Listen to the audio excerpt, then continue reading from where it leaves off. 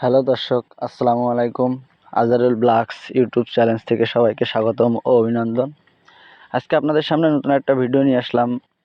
ভিডিওটায় কিছু কিছু গুরুত্বপূর্ণ কথা বলবো। সেই সব ভাইদের জন্য, যেসব ভাইরা খামারি পোলট্রির চাষ করছেন, তাদের জন্য কিছু কথা গুরুত্বপূর্ণ, সেগুলো আমি আলোচনা করবো এই ভিডিওর ভিতরে। আপনারা দেখেন আমার ভিডিও, এই যে মুরগিগুলো দেখা যাচ্ছে আপনাদের সুন্দরভাবে দৃষ্টি আকর্ষণ করে দেখেন।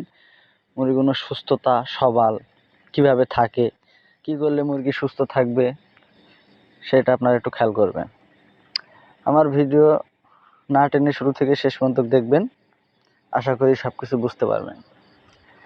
আসলে দর্শক, কথা হচ্ছে এই, যেসব মুরগিগুলোর মূলত আপনারা দেখেন, খেয়াল করে দেখবেন যে মুরগির বুকের নিচে দেখবেন লাল কালার হয়, রক্ত জমা জমা ভাব হয়, রক্ত চাং হয়ে থাকে।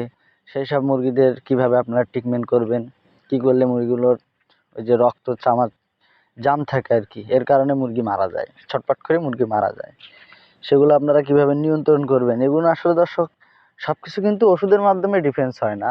কিছু কিছু ক্ষেত্র আছে, কৌশল জানা লাগবে। কৌশল জানলে আশা করা যায় যে আপনার এসব রোগ হবে না। কারণ আল্লাহর মাঠ, আল্লাহ যেটা রাখবে সেটা থাকবে, যেটা রাখবে না সেটা থাকবে না। সব কিছু যে ওর সাথে কাজ হবে এমন কোনো কথা না।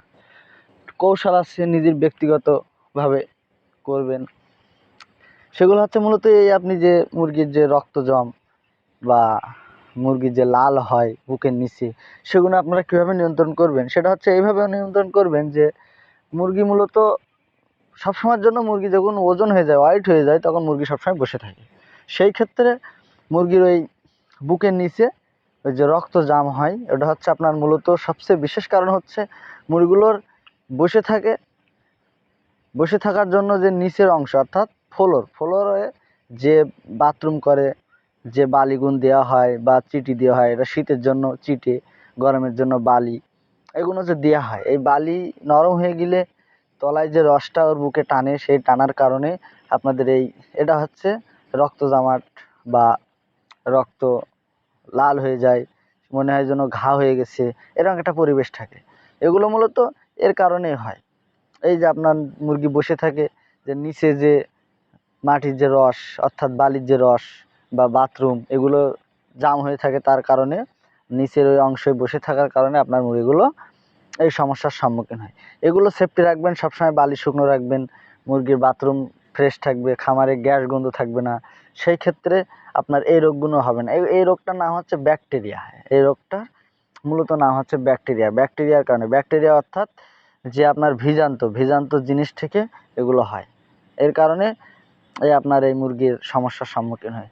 যাই হোক দর্শক, আমার ভিডিওটা আজকে এই পর্যন্ত। আশা করি ভিডিওটা আপনাদেরকে সম্পূর্ণ দেখবেন, ভালো লাগবে বা কিছু বুঝতে পারবেন। আমাদের কাজ হচ্ছে আমরা ভালো হব আর একজনকে ভালো করবো, এই হচ্ছে আমাদের উদ্দেশ্য। আমাদের উদ্দেশ্য কিন্তু না টাকা ইনকাম করার উদ্দেশ্য না। আমাদের উদ্দেশ্য যে আমি যেটাকে সফলতা অর্জন করতে পারছি আর একজন যেন এটা পারে, সেই ক্ষেত্রে আমরা এই ভিডিওগুলো করি। এই ভিডিও করে আপনাদের সামনে তুলে ধরি, যাতে আপনারা বিভ্রান্ত না হয়, সেই ক্ষেত্রে এই ভিডিওগুলো আমাদের করা হয়।